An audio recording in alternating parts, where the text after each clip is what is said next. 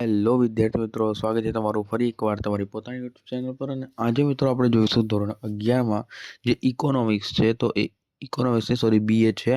બીએમાં આપણે chapter number 7નું solution જોઈશું, એ પણ વિભાગ ડીનું. ઓકે, તો વિડીયોને મિત્રો અંત સુધી જોજો. વિડીયો ગમશે તો વિડીયો લાઇક, ચેનલ સબસ્ક્રાઇબ કરવાનું ભૂલતા નહીં. અને જો મિત્રો તમે આખા ગાલા અસાઇનમેન્ટના સોલ્યુશનની પીડીએફ મેળવવા માંગતા હોય તો નીચે ડિસ્ક્રિપ્શનમાં મોબાઈલ નંબર આપેલો છે, એના પર કોલ કરો. આખા ગાલા અસાઇનમેન્ટનું સોલ્યુશન તમને મિત્રો માત્ર ને માત્ર 100 રૂપિયા મળી જશે. તો જરૂરથી નીચે ડિસ્ક્રિપ્શનમાં આપેલ મોબાઈલ નંબર પર કોલ કરીને આખા ગાલા અસાઇનમેન્ટનું સોલ્યુશન મેળવી લેજો. ઓકે, જેની કિંમત મિત્રો માત્ર ને માત્ર 100 રૂપિયા છે.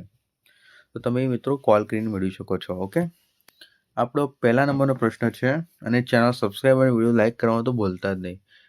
પહેલા નંબરનો પ્રશ્ન છે, ખાનગી સાહસોનું શું અર્થતંત્રમાં મહત્વ જણાવો. ખાનગી સાહસો છે તો એમનું અર્થતંત્રમાં મહત્વ આપણે જણાવીશું. ઓકે,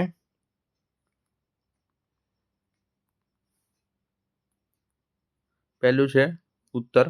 ખાનગી સાહસ એ અર્થતંત્રનું સૌથી જૂનું સ્વરૂપ છે.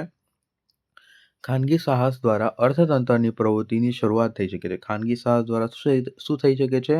તો કે અર્થતંત્રની પ્રવૃત્તિની શરૂઆત થઈ શકે છે. અગાઉના સમયમાં ખાનગી સાહસોની દ્વારા ધંધાકીય પ્રવૃત્તિ સંચાલિત પદ્ધતિ થઈ. ઓકે, અગાઉના જે સમય હતો તો એ ખાનગી સાહસોની દ્વારા એ ધંધાકીય પ્રવૃત્તિ સંચાલિત થતી હતી. ખાનગી સાહસ હાલમાં પણ દેશના અર્થતંત્રમાં મહત્વનું સ્થાન ધરાવે છે. ખાનગી સાહસ છે તો એ દેશના અર્થતંત્રમાં મહત્વનું સ્થાન હજુ પણ ધરાવે છે. દેશના આર્થિક પ્રગતિ ખાનગી સાહસોની આભારી છે અને તેમનો રાષ્ટ્રીય આવકમાં મહત્વનો હિસ્સો છે. ખાનગી જેટલા પણ સાહસો થયા છે તો એ દેશને આભારી છે ભાઈઓ. રાષ્ટ્રીય આવકમાં પણ વધારો થયો છે ભાઈ અહીંયાથી ખાનગી સાહસોથી. ખાનગી સાહસોનું અસ્તિત્વ સદીઓથી ચાલતું આવ્યું છે. ઓકે, આ જે અસ્તિત્વ ખાનગી સાહસોનું તો એ સદીઓથી ચાલતી આવ્યું છે. વિડીયો લાઇક, ચેનલ સબસ્ક્રાઈબ અને પીડીએફ મેળવવા માટે કોલ કરો. તો નીચે ડિસ્ક્રિપ્શનમાં મોબાઈલ નંબર આપેલો છે મિત્રો. ઓકે, જરૂરથી નીચે ડિસ્ક્રિપ્શનમાં આપેલ મોબાઈલ નંબર કોલ કરીને આખા ગાલા અસાઇનમેન્ટના સોલ્યુશનની પીડીએફ મેળવી લેજો. ઓકે, વૈશ્વિક સાહસોનું શું ભારતીય અર્થતંત્રમાં શું મહત્વ છે? વૈશ્વિક સાહસો છે તો એમનું ભારતીય અર્થતંત્રમાં શું મહત્વ છે જણાવો. તો કે 1991ના અગાઉ ભારત વૈશ્વિક સાહસો પ્રવેશ ધીમે ધીમે ગતિએ થતો હતો, પરંતુ ઉદારીકરણની નીતિ અપનાવ્યા પછી વૈશ્વિક સાહસો પ્રવેશ અને પ્રસાર ઝડપી બન્યો. 1991માં અગાઉ ભારત વૈશ્વિક સાહસોનો પ્રવેશ ધીમી ગતિએ થતો હતો, અને પરંતુ ઉદારીકરણની નીતિ અપનાવ્યા પછી વૈશ્વિક સાહસો છે તો એનો પ્રવેશ મિત્રો પ્રસાર ઝડપી બન્યો. ભારતના અનેક ઉદ્યોગો ગૃહો હાલમાં પોતાના ધંધો વિદેશ વેપારના બજારોમાં વિકસાવી રહ્યા છે, અને આ સાહસો કે કંપનીઓ વિશ્વના અનેક દેશોના પોતાની વસ્તુઓ કે સેવાઓ પૂરી પાડી છે. ઓકે, વૈશ્વિક સાહસોના વેચાણ અને આવક રાષ્ટ્રીય કંપનીની તુલનામાં વધારે હોય છે. વૈશ્વિક સાહસોના વેચાણ અને આવક રાષ્ટ્રીય કંપનીની તુલનામાં શું વધારે હોય છે? આ રીતે વૈશ્વિક સાહસોનો સમગ્ર વિશ્વના અર્થતંત્ર પર પોતાની જંગી મૂડીરોકાણ, સારી શાક અને અગત ટેકનોલોજીને કારણે અસરકારક પુરાવા થઈ રહ્યા છે. આ રીતે વૈશ્વિક સાહસોની સમગ્ર વિશ્વના આર્થિક પોતાના જંગી મૂડીરોકાણ અને સારી અને શાક અને અદ્યતન ટેકનોલોજીને કારણે અસરકારક પુરાવા થઈ રહ્યા છે. બીજા દેશોમાં ભારતમાં આવીને કોકા-કોલા, પેપ્સી, મેકડોનાલ્ડ, નોકિયા, સોની, જનરલ મોટર્સ અને વગેરે જેવી વૈશ્વિક સાહસો ધંધો કરે છે. હાલમાં ભારતની કંપનીઓ જેવી કે ઇન્ફોસિસ, રિલાયન્સ, મારુતિ, વીમો agency, ONGC, Tata steel, Asian paint વગેરે વિશ્વના અન્ય દેશો જઈને ધંધાકીય પ્રવૃત્તિ કરે છે.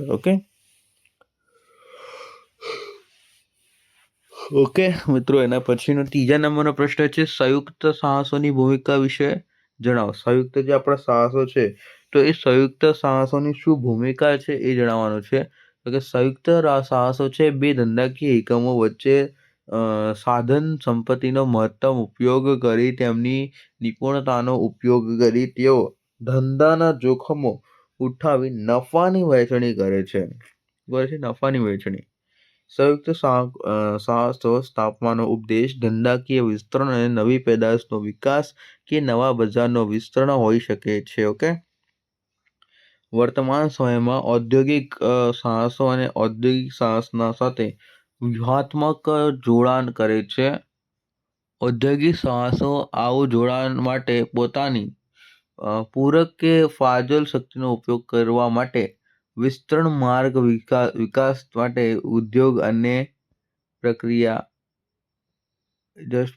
મિત્રો ઔદ્યોગિક સાહસ માટે આવું જોડાણ પોતાની ઔદ્યોગિક સાહસ અને વ્યૂહાત્મક જોડાણ કરે છે. ઔદ્યોગિક સાહસો આવું જોડાણ પોતાની પોતાની પૂરક ફાજલ શક્તિનો ઉપયોગ કરવામાં આવે છે. વિસ્તરણ માર્ગના વિકાસ માટે ઔદ્યોગિક પ્રક્રિયા માટે અને નાણાકીય બાબતો માટે કરતા હોય છે. 2 વાર બોલી ગયો તો ઉલટે. ભારતમાં હાલમાં અનેક સંયુક્ત સાહસો પોતાની કામગીરી સફળ રીતે બજાવી છે. સંયુક્ત સાહસો. ઓકે,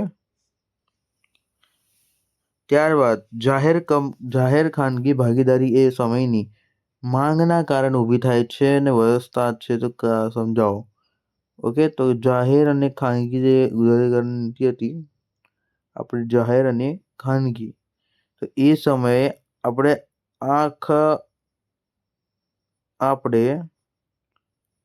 સમયની માંગના કારણે ઊભા રહી ગયા છે. તો એ માંગના કારણે ઊભા રહ્યા છે.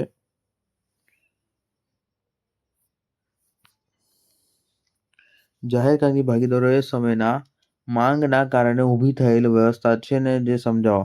ઓકે, 1991માં ભારત વૈશ્વિક નીતિઓનો સ્વીકાર કર્યું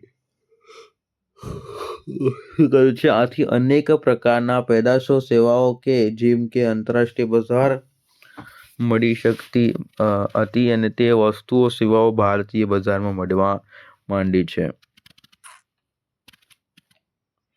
ત્યારબાદ જો કે આ મોટોનું જરૂરી માળખું એવોર્ડ તો મળી ગયું છે મને. ઓકે, ત્યારબાદ જોઈશું મિત્રો આપણે આ પ્રકારના ખાધાવાળા વિકાસ માળખાના વિકાસ માટેનું ટૂંકા ગાળામાં મોટા પ્રમાણમાં રોકાણોનું સરકાર માટે શું આભાર શક્ય નહોતું એમ કીધું છે. એટલે ખાનગી ક્ષેત્રે આવું રોકાણ કરી શકે છે તેમ હોતું નથી, પરંતુ આવું માળખું કાયમી ધોરણે આપવાની ઇજારાશાહીના દૂષણો દૂર કર્યા હતા. ઓકે, એના પછીનું આ સંજોગોમાં માળખાકીય વિકાસના ટૂંકા ગાળામાં પ્રમાણમાં રોકાણો કરવા સરકારનું શક્ય હોતું નથી. આ થઈ ગયું છે. આ મુજબ એક નવી વ્યવસ્થાને સ્વીકારવામાં આવી છે અને આ મુજબ સરકાર દ્વારા માળખા માટે જમીન આપેલ છે અને ટીમ મેમ્બર. ઓકે, અમુક ચોક્કસ વર્ષ સમયગાળા માટે ફીનો મળવાનો લાભ પણ પ્રાપ્ત થઈ જવા દીધો નહીં. ઓકે, ત્યારબાદ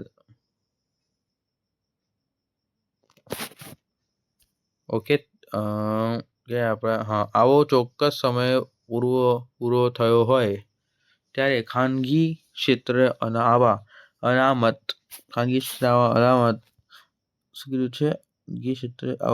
માળખાકીય અને જાળવણીનું કાર્ય શક્ય હોય છે. ઓકે, સંભાળવાનું કાર્ય મિત્રો જોઈ લેજો તમારી રીતે. અહીં કહી શકાય છે કે એ સમયના માંગના કારણે ઉદ્ભવ થતી વ્યવસ્થા. તો કે જાહેર ઉપયોગિતાની લાક્ષણિકતાઓ ચર્ચા તો ગમે તે છો.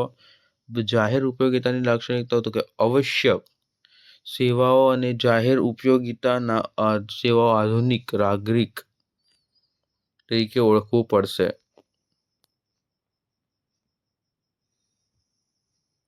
ઓકે, ત્યારબાદનો પ્રશ્ન છે આવકવેરાના સગવડો એ લાક્ષણિકતા છે. લાક્ષણિકતા જોઈ લઈએ તો કે જાહેર ઉપયોગમાં સેવાના આધુનિક નાગરિક અને જીવન માટે અનિવાર્ય રીતે આવશ્યક હોય છે. ત્યારબાદ સેવાઓ અને સાતત્ય જાહેર ઉપયોગિતાના સેવા અને નિયમ રીતે મળતી રહેતી આવક તો છે. શિક્ષણ બી છે. ભેદભાવ તો કે ભેદભાવમાં શું આવશે? ભેદભાવ વગર સેવા. તો કે ભેદભાવમાં ઓકે. ત્યારબાદ મિત્રો ત્રીજું, ભેદભાવ વગર કોઈ પણ સેવાની પ્રવૃત્તિ દરેક ક્ષેત્રમાં થાય સારી. ઓકે. ત્યારબાદ પછી ચોથું, ઇજારો. ઉપયોગિતાનો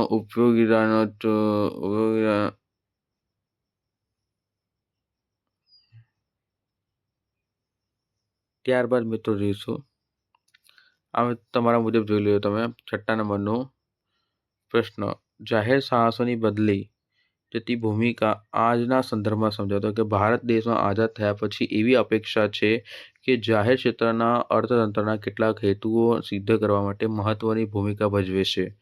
અર્થતંત્રના વિકાસ માટે માળખાગત સુવિધાઓ અને સર્જન અને ચાવીરૂપ ઉદ્યોગના વિકાસ અને ક્ષેત્ર જાહેર ક્ષેત્ર કરશે.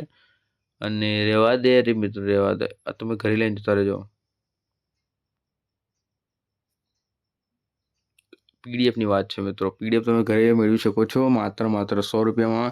ઓકે, તો જરૂરથી નીચે ડિસ્ક્રિપ્શનમાં આપેલ મોબાઈલ નંબર કોલ કરીને આખા ગાલા મિનિટનું સોલ્યુશન મિત્રો મેળવી લેજો. ઓકે, આથી સરકારે જાહેર ક્ષેત્રના જે વિકાસના દ્વારા માળખાકીય સુવિધાઓ સર્જવાની શરૂઆત કરી છે, તેને અર્થતંત્રમાં જરૂરી માલ સામાન એ સેવાઓનું જાહેર ક્ષેત્ર દ્વારા ઉત્પાદન શરૂ કર્યું છે. ઓકે, દેશની પંચવર્ષીય યોજના પણ જાહેર ક્ષેત્રને ખૂબ જ મહત્વ આપે છે. સમજાવો. તો કે અહીંયાથી હવે જવાબ આવશે. ઓકે, જોઈએ. નડીએ મિત્રો નેક્સ્ટમાં. Thank you for watching.